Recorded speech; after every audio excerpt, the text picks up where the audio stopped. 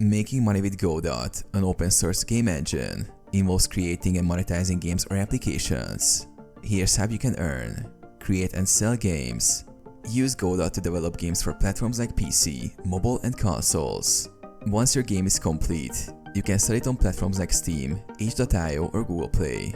You can set a price for your game or offer it for free and monetize it through in-app purchases, ads, or premium versions. Offer game development services. If you're skilled in game design or programming, you can offer freelance services for other game developers or companies.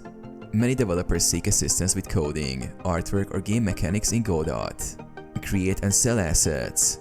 Godot users often look for game assets, such as 2D or 3D models, textures, animations, and sound effects.